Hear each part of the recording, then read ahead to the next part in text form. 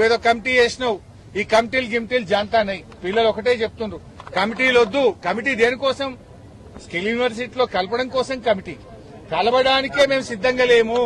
మేము ఈ పాలిటెక్నిక్లను ప్రభుత్వంలోనే కొనసాగాలని కోరుతున్నారు. ఇప్పుడు రేవంత్ రెడ్డి ఇంకో విషయం కూడా అడగదలుచుకున్నా. ప్రతిదానికి ఆంధ్రప్రదేశే ఆదర్శం, మీ గురువు గారే ఆదర్శం అంటావు కదా.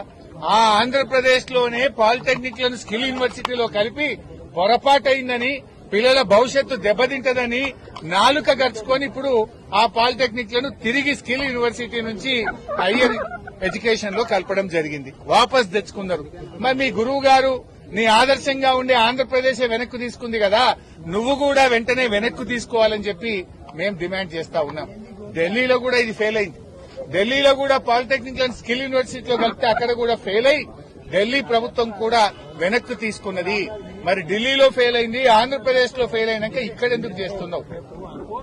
అంటే ఇవాళ ఒక వరంగల్ పాలిటెక్నిక్ లోనే 10 మంది విద్యార్థులు టీసీ తీసుకున్నారు. ఇవాళ వాళ్ళ తల్లిదండ్రులు పాలిటెక్నిక్ కాలేజీకి వచ్చి వరంగల్లో ఈ రేవంత్ రెడ్డి పుణ్యమాని మా పిల్లల జీవితాలు ఆగమవుతున్నాయి, మా పిల్లలు పాలిటెక్నిక్ చదివితే ఎదగాకుండా అయిపోతారని ఒక్క వరంగల్ పాలిటెక్నిక్ లో 10 మంది తల్లిదండ్రులు టీసీ తీసుకుని పిల్లల్ని తీసుకుని ఇంటికి పోయిన పరిస్థితి ఏర్పడ్డది.